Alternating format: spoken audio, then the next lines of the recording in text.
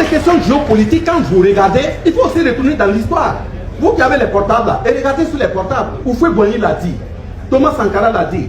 Là où le djihadisme est venu, ils sont en train de nous attaquer. Depuis 1957, ils étaient déjà devant. Ils ont fait la prospection minière de nos sols. Moi, j'ai fait mon stage au Niger. J'ai lu tous les documents quand je faisais mon ingénierie minier. Tous les bouquins qui ont été laissés avant 1960, il a été dit que le Burkina Faso n'a aucune trace d'or. Aujourd'hui, on a combien de mines d'or? Ça veut dire, on fait les papiers, on vient, on fait la prospection, ils gardent les vrais résultats, on fait des faux papiers, on nous laisse, et puis ils vont s'asseoir. Quand ils sont prêts maintenant, ils reviennent, quelques semaines de fouilles là, oui, il y a de l'or ici. En bas, vous êtes plus malin que qui? Sauf si on voit. Aujourd'hui, il y a combien de mines d'or? On a même dit qu'au Burkina, il n'y a pas de trace de diamant.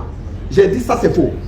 Parce que quand tu prends la formation géologique de Banfora et autres, c'est la même chose que Tortia en Côte d'Ivoire.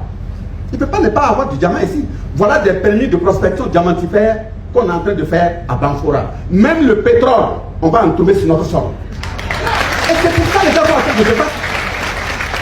Et comme ils savent qu'il y a toutes ces ressources, ils se sont retrouvés en 1957.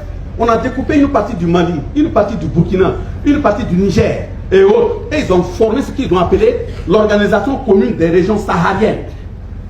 L'Organisation commune des régions sahariennes. Voilà. Ils ont voulu en faire un État parce que le sous-sol là est très riche. Si les mêmes conventions internationales protégeaient, et regardez ce qui vient de se passer au Nord Mali, on va laisser les pratiques, pas la théorie, et regardez ce qui vient de se passer au Nord Mali. Comment vous allez dire que vous êtes là au nom de l'ONU, l'administration, et que le Mali dit il veut sa souveraineté. Et dans les mêmes accords, il est dit, si vous devrez quitter un camp, vous devrez faire en sorte que, même s'il n'y a pas de matériel, les bases là où vous êtes là, c'est l'armée légale qui doit venir prendre. Mais pourquoi subitement vous disparaissez et vous laissez des bandits viennent occuper? Et vous partez même laisser du matériel que des bandits viennent occuper. Il y a un problème, ces conventions la protègent qui? Comment on va dire au Congo, il y a la munissement, entre temps on voit des véhicules estampillés munissement, ils circulent et puis ils tombent, ils se renversent. Ce qui sort dedans, c'est des prélèvements de sol, des trucs de diamants. C'est quoi? Ça, c'est munissement.